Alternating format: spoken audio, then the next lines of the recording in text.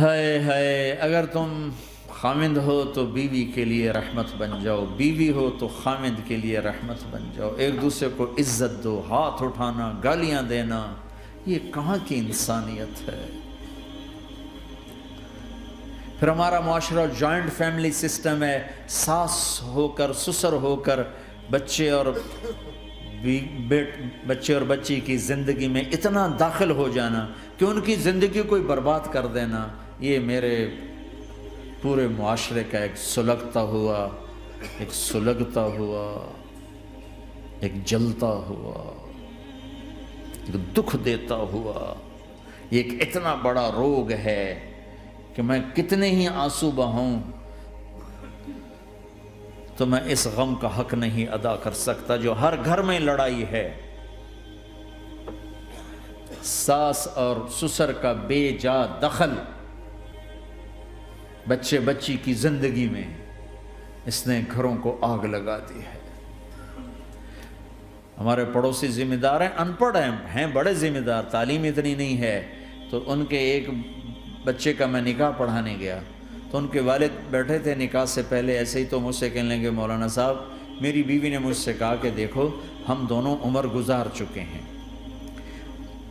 تو ایسا کرو اپنے بیٹے کا گھر الگ بناؤ اور اس کی بیگم کو وہاں لے کر آؤ، اگر یہاں لے کر آؤ گے تو ہم دونوں کہیں ان کی زندگی خراب نہ کر بیٹھیں اور ان کی زندگی میں دخل دے دے کر کہیں ان کی زندگی کو تنگ نہ کر دیں، میرے بیٹے کا الگ گھر بنا، وہاں اس کی بیگم لوگ کے لے کر آ تاکہ ہم ان کی زندگی میں داخل نہ ہو سکیں۔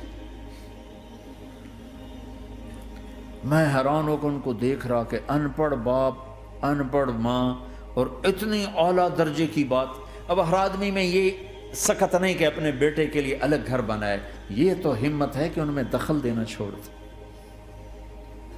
کہ خامند سے زیادہ خامند کے ماں باپ اس کی بیوی پہ حق جتا رہے ہوں، یہ میرے نبی کی معاشرت نہیں ہے۔ میں دکھ سے کہہ رہا ہوں، آپ محسوس نہ فرمائیں، کوئی عورت ساس ہے تو محسوس نہ کرے، کوئی سسر بیٹھے محسوس نہ کریں، میں درد بھری فریاد کہہ رہا، یہ میرے معاشرے کا سلگتا ہوا ایک مسئلہ ہے، ایک گہرا داغ ہے جس نے زندگیوں کو تباہ و برباد کر کے رکھ دیا ہے۔ کہیں اس کا الٹ بھی ہوتا ہے کہ آنے والی لڑکی ایسی بدتمیزی کرتی ہے کہ اس کے خامند کے ماں باپ کو بے عزت کر کے رکھ دیتی، رشتہ داروں سے توڑ کے رکھ دیتی ہے، یہ کیسز بھی ہیں لیکن یہ تھوڑے ہیں، یہ دوسرے والے زیادہ ہیں۔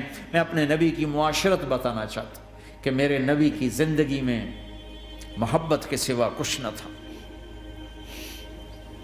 کل کائنات کے نبی ہیں۔ اور حضرت عائشہ سے کہہ رہے عائشہ دوڑ لگائیں، عائشہ دوڑ لگائیں، کوئی یہاں کہہ سکتا ہے، کوئی مولانا کہہ سکتا بیوی سے آؤ بیگم دوڑ، تمہارے کو تو گھر ہی نکل تسی دوڑنا کتنے، چلو پوڑیاں چڑھ دے رہا کرو، پوڑیاں چڑھو ہیں۔ عائشہ دوڑ لگائیں، کون کہہ رہے ہیں؟ دو جہان کے سردار عائشہ دوڑ لگائیں، تمہاری تو بزرگی فوت ہو جائے۔ تو آپ نے صحابہ سے کہا ایک سفر سے واپس آ رہا، جاؤ بھائی سب آگے چلے جاؤ، وہ سارے آگے چلے گئے، جب وہ نظروں سے غائب ہو گئے عائشہ آؤ دوڑ لگائیں، دونوں نے دوڑ لگائی۔ حضرت عائشہ فرماتی ہیں آگے نکل گئی، کچھ سال گزر گئے تو میں ذرا موٹی ہو گئی، تو ایک سفر سے واپس آ رہے تھے، آپ نے کہا صحابہ سے چلو بھائی آگے، سارے صحابہ آگے چل کے غائب ہو گئے، کوئی نظر نہیں آ رہا، تو پھر آپ نے کہا عائشہ دوڑ لگائیں، میں کہا لگائیں، کہا میں ہم نے لگائی تو میں ذرا موٹی ہو گئی تھی، تو نبی آگے نکل گئے، تو پھر آپ نے فرمایا ہذہ بتلک، عائشہ آج میں نے اپنا بدلہ لے لیا، اس وقت تم جیت گئی تھی، آج میں جیت گیا۔ آپ نے نبی کی زندگی پڑھو اللہ کے واسطے کہ آپ نے گھر کیسے چلائے، کھانے کو کچھ نہیں اور بیویاں خوش ہیں، سلوک تھا نا، کھانے کو کچھ نہیں ہے، 2 مہینے چولہا نہیں جلتا ہے، لیکن بیویوں کو ایسی محبت تھی کہ وہ قربان ہوتی جا رہی، اور یہاں سب کچھ دے کر گھروں میں آگ ہے، اس لیے کہ بول ٹھیک نہیں، نہ خامد کا بول ٹھیک ہے نہ بیوی کا بول ٹھیک ہے، اور عام طور پر زیادتی چونکہ مردوں کی طرف سے ہوتی، کبھی عورتوں کی طرف سے بھی ہوتی، میں تو دونوں کے لیے بات کر رہا ہوں۔ اس زبان کو میٹھا کرنا سیکھ لو، اگر اپنے گھروں کو چین سے سکھ سے بھرنا چاہتے ہو تو چیزوں سے نہیں آئے گا، تمہارے سلوک سے، بیہیویئر سے آئے گا۔ اپنے سلوک اچھے کرو، اپنے رویے اچھے کرو۔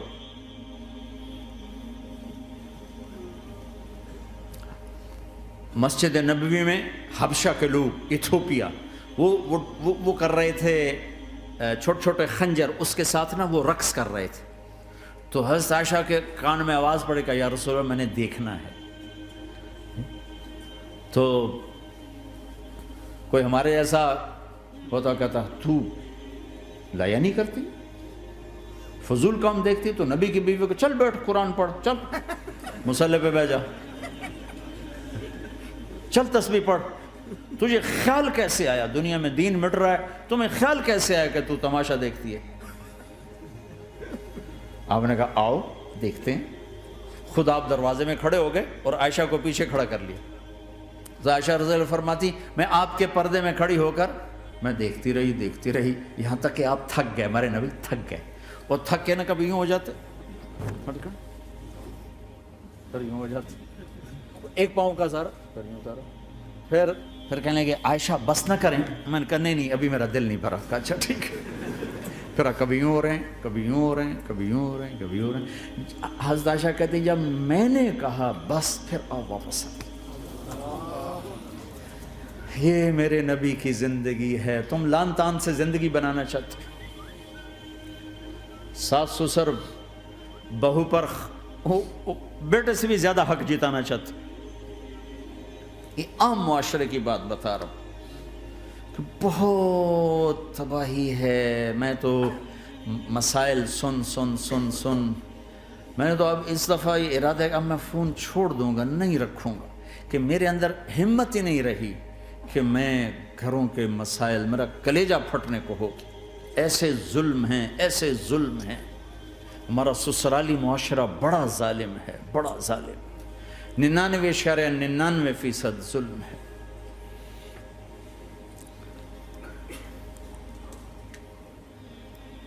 یہاں آنے سے پہلے ایک بچی کی پنڈی سے اس کا فون آیا کہ سسرال نے کہا تھا بچی ہوئی تو طلاق دے دیں گے۔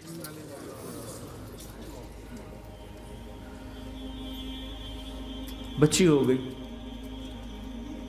میں نے ہاتھ جوڑے، پاؤں پکڑے، میرا کیا قصور ہے، اللہ کی تقدیر ہے، طلاق دے دی، نکال دیا گھر سے۔ حج میں 2 بچی ساتھ تھے ابھی میرے حج میں، تو 22-23 سال کا بچہ تھا، اتنی سال کی بچی تھی، تو وہ میرے ساتھ حج میں اکٹھے تھے۔ تو ہم عرفات میں تھے، تو وہ بچہ میرے پاس آ گیا اور کہا بس مولانا میں اپنے گھر سے بڑا تنگ ہوں اور میں نے فیصلہ کیا میں جاتے اپنی بیوی کو طلاق دے دوں گا۔ میں نے کہا شادی کتنا عرصہ کا؟ 3 سال۔ میں نے کہا بیٹا ایسا نہ کرو، میں جب حج سے ہم واپس جائیں گے نا عزیزیہ میں، تو تم دونوں میاں بیوی میرے پاس آنا۔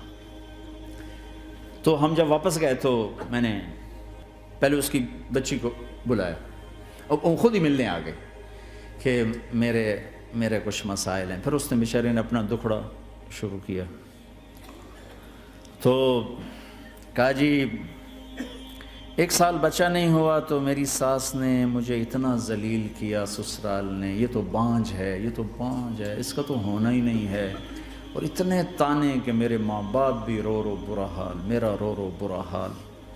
پھر آخر یہ ہوا کہ چلو میڈیکلی دیکھا جائے، ٹیسٹ کیا گیا تو فالٹ بچے میں نکلا، میں تو کلیئر تھی، تو پھر میری ساس کی ٹیپ بدل گئی۔ تو تقدیر میں لکھا تھا ایسے، تقدیر ہے، اب تقدیر آ گئی، اللہ کی رضا پہ پہلے اس کو ذلیل کیا ہوا تھا، اور جب بیٹے میں فالٹ نکلا تو اب یہ تو تقدیر ہے، تو اللہ کی رضا پہ راضی ہو جائے۔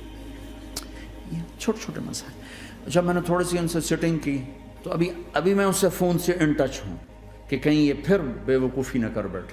کہا مولانا ہمارا گھر سکھی ہو گیا پر ماں باپ دونوں ناراض ہو گئے۔ میں نے ان کی ناراضگی کی فکر نہ کر، انہیں راضی کرنا تیرے ذمے، تیری بیوی کے ذمے نہیں ہے، تو اپنا حسن سلوک باقی رکھ۔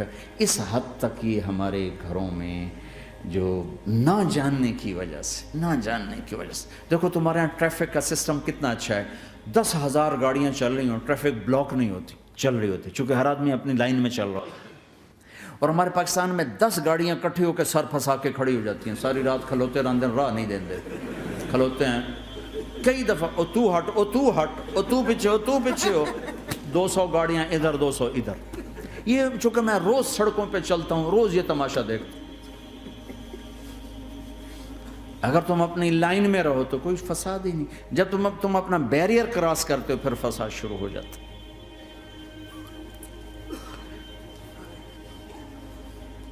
تو بھائیو اپنے نبی کی زندگی سیکھو. ایک سارا کام, چھوٹا سا کام, زبان.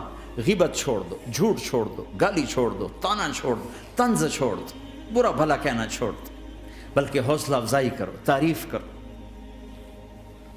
ایک ہماری دھوبن تھی ماسی شریفہ, مرحوم 85 میں فوت ہوئی, سن 85, بہت لڑاکی تھی. تو وہ آگے ایک دن میری بہن کے پاس کہنے لگی, بی بی میری یہ نوہ میرے نال بڑا لڑتی آپ تھی, میں نے کوئی تویز دے ساریا میری یہ نوکر بن جائے.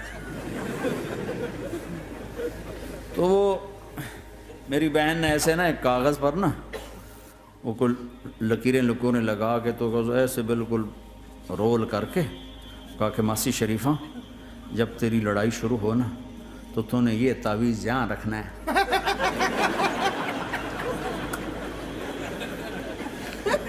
اور اس کو گرنے نہیں دینا. اگر یہ گر گیا تو بڑا فساد ہو جائے گا. اب کیا چکر تھا, چپ کرانا تھا اس کو, لڑائی تو ساری اس کی تھی. ہفتے کے بعد وہ آگے, بی بی تو تا ایسا تویت دیتا ہے ساری لڑائی مک گئی. کیوں, جو ماسی شریفہ آپ چپ ہو گئی, یا وہ شروع ہوتے وہ ایسے کر کے بیٹھ جاتے, لڑائی ختم. تو میں سب کو یہ تعویذ دے کے جا رہا ہوں, جب تمہاری لڑائی شروع ہو تعویذ یہاں رکھ لینا, بولنا نہیں. دیکھنا چند دنوں میں تمہارے گھروں میں محبت کے پھول کھلیں گے. یہاں بہت زیادہ طلاق بڑھ چکی ہے, تھوڑے دنوں میں طلاق جو ایک دوسرے کی برداشت نہیں ہے. یہ میرے نبی کی زندگی ہے, برداشت کرو.